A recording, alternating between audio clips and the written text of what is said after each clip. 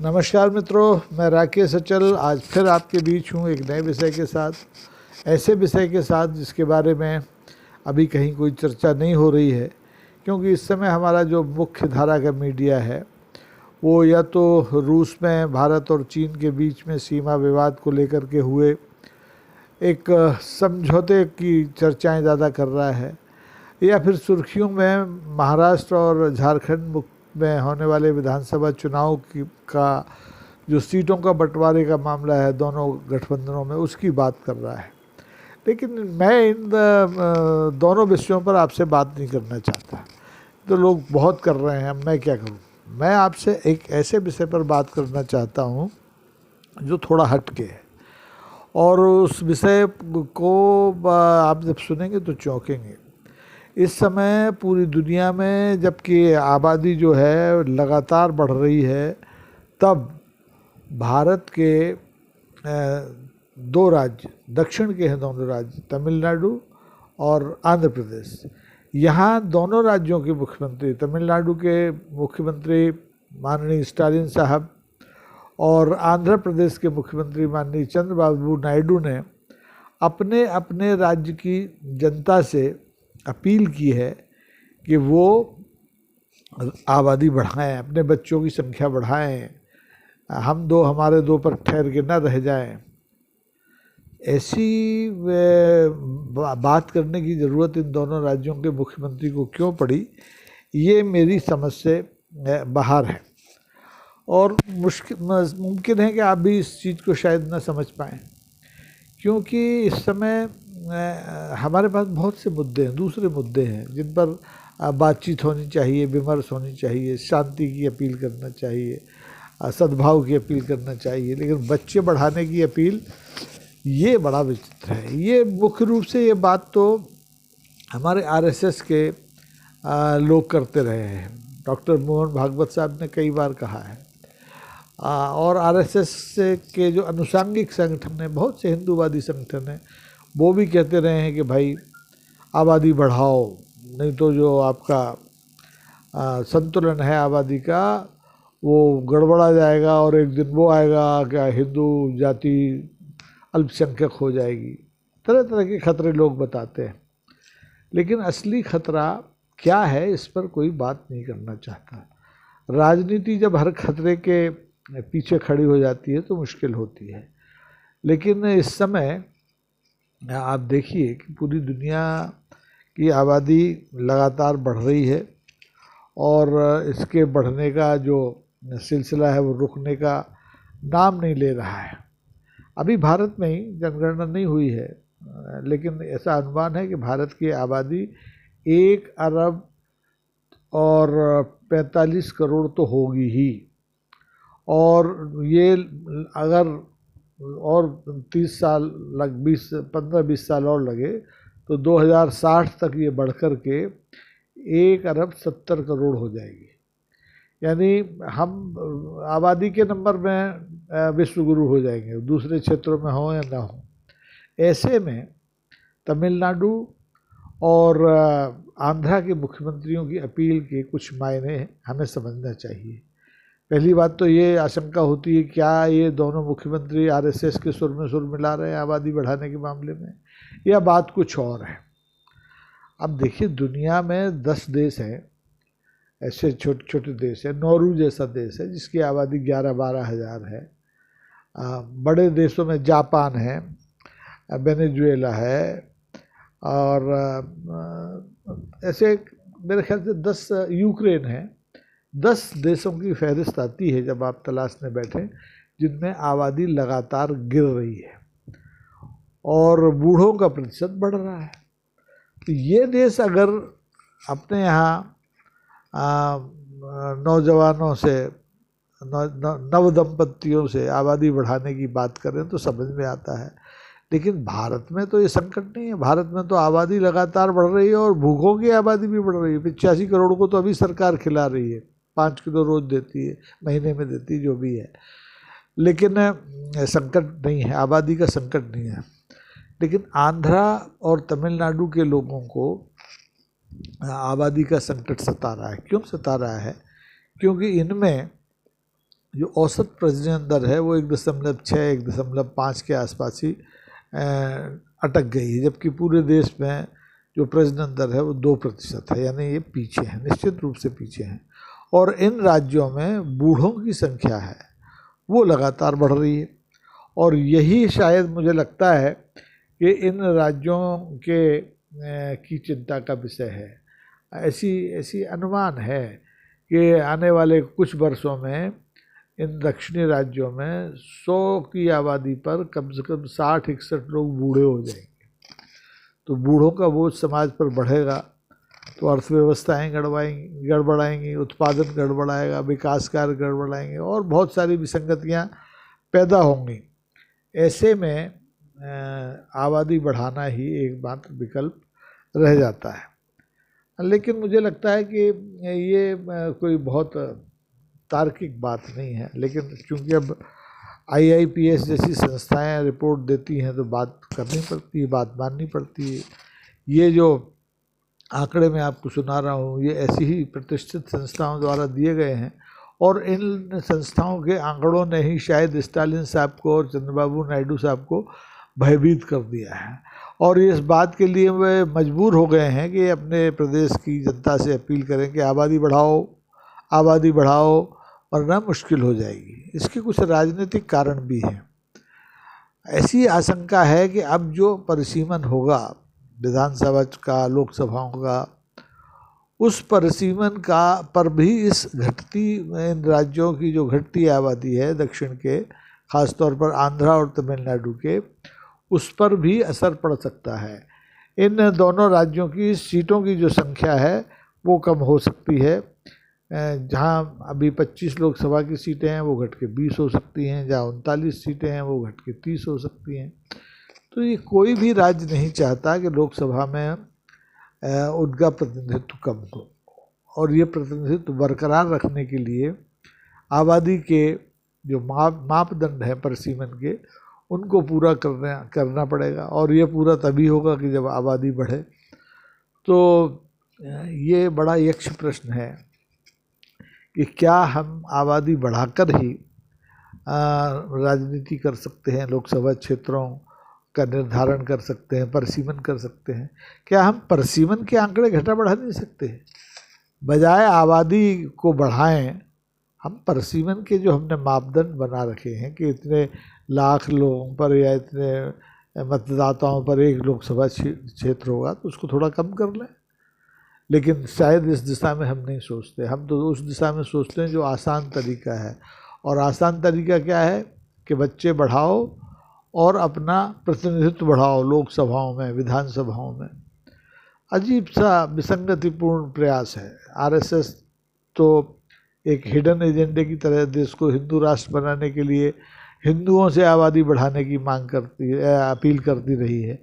लेकिन तमिलनाडु और आंध्रा के लोग, आंध्रा के मुख्यमंत्री सारी आबादी से अनुरोध कर रहे हैं। उसमें उन्होंने हिंदू मुसलमान की बात नहीं कही है, उन्होंने राज्य के लोगों से कहा है कि आप कृपा करके आबादी बढ़ाइए ताकि राजनीति में भी आपके पांव जमे रहें, प्रति व्यक्ति आमदनी के मामले में भी, विकास के मामले में भी, कृषि के मामले में भी, हर क्षेत्र में आपका जलजला बना रहे। अब आबादी बढ़ने से क्या ये संभव है, ये मेरी समझ से परे है, और इसको समझाने वाले लोग भी हमारे पास नहीं हैं। क्योंकि मैं तो अलग ढंग से सोचता हूँ, आप अलग ढंग से सोचते होंगे, राजनीति वाले अलग ढंग से सोचते हैं, अर्थशास्त्र वाले अलग ढंग से सोचते हैं। लेकिन क्या जिन देशों में आबादी कम है वे देश विकास, समृद्धि और संपन्नता के मामले में हमसे कम है क्या? अमेरिका दुनिया का दादा, सबसे बड़ा शक्तिशाली देश माना जाता है, वहाँ की आबादी अभी 32-35 करोड़, 40 करोड़ हो जाएगी अगर जनगणना हुई वहाँ तो, और क्षेत्रफल उसका हमसे 3 गुना ज़्यादा है, 96-97 हज़ार माइल का। और हमारी आबादी अभी 1.45 हो गई है, 1 अरब 45 करोड़, बढ़ जाएगी 2060 तक तो 1 अरब 70 करोड़ हो जाएगी। हमारे पास ज़मीन अमेरिका के मुकाबले आधी से भी कम है, लेकिन अमेरिका कम आबादी के बावजूद भी ताकतवर है। जापान में तेज़ी से आबादी घट रही है, लेकिन जापान के लोग विज्ञान के मामले में, समृद्धि के मामले में, खुशहाली के मामले में भारत के लोगों से बहुत आगे हैं। हमारा नंबर तो पता नहीं कहाँ आता है, जब जो अलग अलग संस्थाओं द्वारा रिपोर्ट्स दी जाती है तो उसमें भारत हर पायदान में बहुत पीछे खड़ा दिखाई देता है। कई मामलों में तो बांग्लादेश हमसे आगे निकल जाता है, तब हमें थोड़ी सी लज्जा आती है। लेकिन हमारी लज्जा आने से क्या होता है, हमारे नेतृत्व को लज्जा आनी चाहिए, उसे तो लज्जा नहीं आती है। तो ये तमिलनाडु और आंध्र में आबादी बढ़ाओ का नारा राजनीतिक नारा है, सामाजिक नारा है या आर्थिक नारा है, इसके बारे में अब शोध की ज़रूरत है, रिसर्च करनी पड़ेगी। आखिर ऐसा क्या हो गया रातों रात कि इन दोनों राज्यों के मुख्यमंत्रियों को, जो अलग अलग पार्टी के हैं, एक डीएमके के हैं, एक की दूसरी पार्टी है, हमारे चंद्रबाबू नायडू की अलग पार्टी है, और लेकिन ये सुर मिला रहे हैं आरएसएस के सुर में। आरएसएस वाले जो बात करते रहे हैं उनको इन्होंने परोक्ष रूप से कहा है। अब इनकी इस आह्वान पर अब इन प्रदेशों की जनता कितना अमल करेगी ये कहना मुश्किल है, क्योंकि ये जो नेता हैं अब वो नेता नहीं है जो आज से 20 साल 30 साल 40 साल पहले हुआ करते थे, जिनकी अपील पर जनता कुछ भी करने के लिए आमादा हो जाती थी। अभी भी देश में जैसे मोदी जी जैसे नेता हैं, उनके पास मिरेकल है, वो आह्वान करते हैं तो लोग ताली बजा देते हैं, थाली बजा देते हैं, फूल बरसा देते हैं और कुछ भी कर देते हैं। अभी तो कर रहे हैं, आगे का भगवान जाने। तो अगर मोदी जी ने ये अपील की होती तो हो सकता है उसका कुछ असर होता तमिलनाडु पर भी, आंध्र पर भी, लेकिन मोदी जी ने तो अभी इस बारे में कोई अपील की नहीं है और मुझे लगता है वो करेंगे भी नहीं। उनका काम तो उनके जो आरएसएस के प्रमुख हैं डॉक्टर मोहन भागवत या मोहन भागवत की टीम करती ही रहती है, लगातार करती रहती है। और वो, लेकिन वो जो आबादी बढ़ाने का नारा देती है वो अल्पसंख्यकों की बढ़ती आबादी का डर दिखा कर कहती है कि आबादी बढ़ाओ हिंदुओं, वरना 40 साल 50 साल 60 साल में आप अल्पसंख्यक हो जाएंगे, हिंदू बचेंगे नहीं, उनका वजूद नहीं बचेगा, वगैरह वगैरह। तो अच्छी बात यह है कि अभी तक तमिलनाडु और आंध्रा में इस तरह की बात नहीं हुई है। उनका तर्क अलग है और इस तर्क वितर्क के बीच में हम सब खड़े हैं, हमारे दोनों राज्यों की जनता खड़ी है और इन दोनों राज्यों की जो समस्याएं हैं वो अब एक तरफ हो गई हैं। आबादी बढ़ाओ का मामला चल पड़ा है। मुझे लगता है कि ये दोनों राज्यों की सरकारें आने वाले दिनों में, हो सकता है अगले जब विधानसभा चुनाव हों उससे पहले, ज़्यादा बच्चा पैदा करने वालों के लिए कोई लोकप्रिय योजना बना के ले आए, क्यों जिसको 2 से ज़्यादा बच्चे होंगे उसको इतना पैसा देंगे, या जिसके 2 से ज़्यादा बच्चे होंगे, 4 होंगे, 6 होंगे, 8 होंगे, उनको फीस में, स्कूल की फ़ीस में या पढ़ाई में रियायत दी जाएगी या छूट, पूरी 100% छूट दी जाएगी। तो ऐसी योजनाएं बन सकती हैं, क्योंकि राजनीति में कुछ भी हो सकता है। राजनीति में आपने देखा होगा पिछले 2 दशकों में, ख़ास तौर पर भारतीय जनता पार्टी की जहाँ जहाँ सरकारें हैं वहाँ लाडली लक्ष्मी पहले बनी, फिर लाडली बहना आ गई, और अब आने वाले दिनों में लाडले भाई, लाडले दादा, लाडले दादी, कुछ भी आ सकती है। वोट कबाड़ने के लिए राजनीतिक दल कुछ भी कर सकते हैं, चाहे कांग्रेस हो, चाहे भाजपा हो, चाहे हमारा डीएमके हो, तो ये सब चलेगा। अब ऐसे में परीक्षा है जनता के विवेक की कि क्या वो नेताओं के कहने पर अपने परिवारों की संख्या बढ़ाकर, बच्चों की आबादी बढ़ाकर, इस महंगाई के दौर में, इस बेरोज़गारी के दौर में अपने पांव पर कुल्हाड़ी मारने के लिए तैयार है। मुझे लगता है कि अगर आप रायशुमारी करने निकलेंगे तो 80% से लोग 80% से ज़्यादा लोग इस बात से इनकार कर देंगे कि उन्हें 1 से ज़्यादा या 2 से ज़्यादा बच्चे चाहिए।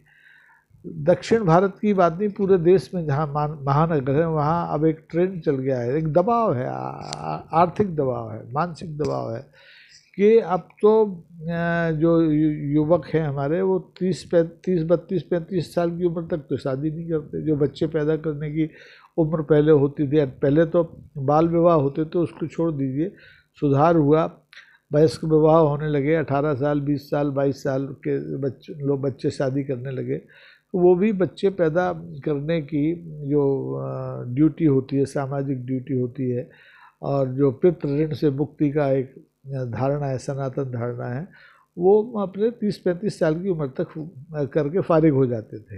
लेकिन अब तो 30-35 साल की उम्र में शादी की सोचते हैं, फिर 5 साल वो पहला बच्चा करने की प्लानिंग करते हैं, और दूसरे की प्लानिंग करने का दुस्साहस कर भी लें तो वो 50 साल के हो जाते हैं। तब तक वो खुद बुढ़ापे की कतार में खड़े हो जाते हैं। इसलिए पूरे देश में बूढ़ों की संख्या बढ़ रही है। मेरा व्यक्तिगत मानना ये है कि इन तमाम समस्याओं से निजात पाने का, खास तौर पर बूढ़ों की बढ़ती आबादी से निजात पाने का कोई दूसरा रास्ता खोजा जाना चाहिए कि बजाय कि हम आबादी बढ़ाने की बात कहें, हम कोशिश करें कि हमारी जो बूढ़ों की आबादी है हम उसको उत्पादक बना लें, वो हमारे समाज पर बोझ ना हो, हम उसके अनुभवों का फ़ायदा दूसरे ढंग से लें। तो मुमकिन है कि हमें नोरू की तरह, जापान की तरह अपनी आबादी बढ़ाने की चिंता नहीं करनी पड़ेगी। हमारी आबादी तो बिना चिंता के ही बढ़ ही रही है, लगातार बढ़ रही है। पिछले 75 साल में हम कहाँ थे, कहाँ से कहाँ आ गए और कहाँ से कहाँ जाएंगे, इसका भी अभी कोई पता नहीं है। क्योंकि अब आबादी जो बढ़ने का जो मामला और आबादी पर नियंत्रण का जो मामला है वो सरकार के हाथ में नहीं है। समाज में जागरूकता आई है, शिक्षा का प्रतिशत जैसे जैसे बढ़ा है, तो उन समाजों में भी जागरूकता आई है जहाँ आज भी शिक्षा थोड़ी कम है, और पहले जिन परिवारों में 10, 8, 12 बच्चे होते थे, अब वो भी 2, 3, 1 पर ठहर गए हैं। लेकिन अभी भी एक बड़ा तबका ऐसा है, वो हिंदुओं में भी है, वो मुसलमानों में भी है, वो आदिवासियों में भी है, वो दलितों में भी है, जहाँ बच्चों की संख्या नियंत्रित नहीं है। खाने को नहीं है दाने और अम्मा चली भुनाने, 5-5, 6-6 बच्चे हैं, एक गोद में खेल रहा है, एक फुटपाथ पे खेल रहा है, एक पेट के अंदर है। तो इन सब परिस्थितियों को देखते हुए हमें मानवीय दृष्टिकोण से सोचना चाहिए, और ख़ास तौर पर हमारे राजनेताओं को इस तरह के आह्वान करते समय बहुत गंभीरता से विचार करना चाहिए। तब ये अपीलें करना चाहिए कि बच्चे ज़्यादा पैदा करो या बच्चे कम पैदा करो। इस देश में आबादी नियंत्रण के लिए कितने उपाय किए गए, हम 2 हमारे 2, 2 ही बच्चे होते हैं सबसे अच्छे। और हमारे यहाँ तो शुरू में धार्मिक आधार का भी इस्तेमाल किया गया कि रामचंद्र जी और सीता जी ने 2 ही बच्चे पैदा किए थे, लव और कुश, तो उससे प्रेरित करने की कोशिश की गई। और बाद में बिना किसी नारे के ये परिवार नियोजन का जो मामला था, परिवार नियंत्रण का जो मामला था, वो 1 बच्चे पर आ गया। हमें इसके लिए चीन की तरह नीति नहीं बनानी पड़ी, हमें लोगों को डराना नहीं पड़ा कि 2 से अधिक बच्चे हो जाएंगे तो आपको सरकारी नौकरी नहीं मिलेगी या सरकारी नौकरी में दूसरे फ़ायदे नहीं मिलेंगे। लोग अपने आप नियंत्रित हो गए। लेकिन अब समय बदल गया है, हमें वैज्ञानिक तरीके से बातचीत करनी चाहिए, वैज्ञानिक तरीके से अपीलें करनी चाहिए, अन्यथा ये सारी चीज़ें हास्यास्पद हो जाएंगी। लोग हंसेंगे, हमारे आस पड़ोस के लोग हंसेंगे, हमारे घर के बच्चे हंसेंगे कि हमारे नेताओं को हो क्या गया है जो इस तरह की अपीलें करने लगे हैं। तो खुदा खैर करे। बूढ़ों का भी सम्मान होना चाहिए, उनकी आबादी और उनकी सुविधाएं का भी ख्याल हमें रखना चाहिए। हमारी सरकार ने तो बूढ़ों से, आप देखेंगे कि कोविड आया था तब से रेल में जो चलने फिरने की रियायत मिलती थी वो भी छीन ली, और वो कोविड को गए इतने साल हो गए आज तक वापस नहीं मिली।